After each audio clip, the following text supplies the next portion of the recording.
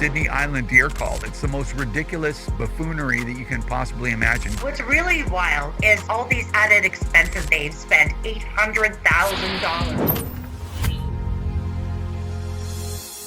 There's a bit of an update, I think, with Senator Platt that came up with an update on the Sydney Island Deer Cull. This is a hunting-related super scandal. It's the most ridiculous buffoonery that you can possibly imagine. Give us a bit of an update on this, Ms. Wilson. Yeah, that's right. So Senator Platt put out a video. He's been asking a lot of questions. He does a really good job on that, actually. And the numbers for the Sydney Island Deer Cull, speaking of craziness, are ballooning out of control. So originally the government reported that they've spent $800,000 to eradicate, I think it was 82 deer. So you're talking about $10,000 per deer. And I think all Canadians were like, what? That's crazy. Well, it turns out this project has a $12 million budget earmarked to it. That $10,000 per deer suddenly becomes $142,857 per deer. What's really wild is all these added expenses now to the program. They've spent $1.5 million on studies and consultations, which this government is famous for, just to study this. The sharpshooters that they hired to go in and slaughter the deer shot 20% of the wrong species. They spent $67,000 renting a helicopter, $84,000 on insurance, and then get this, $137,000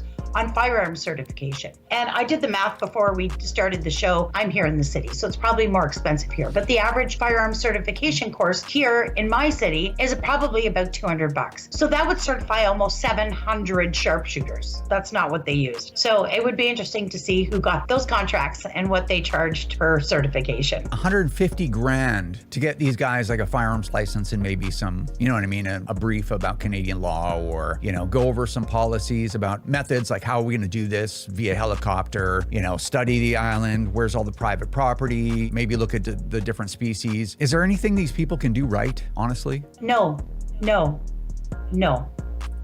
No, there isn't.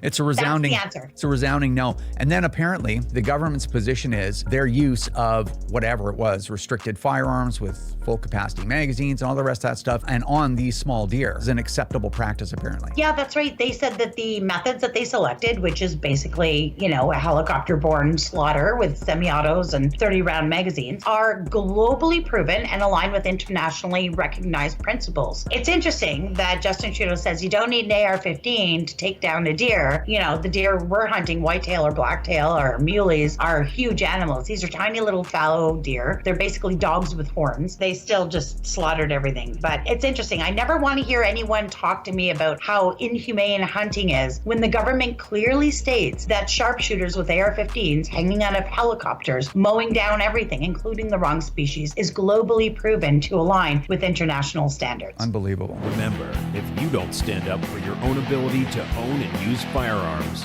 who will?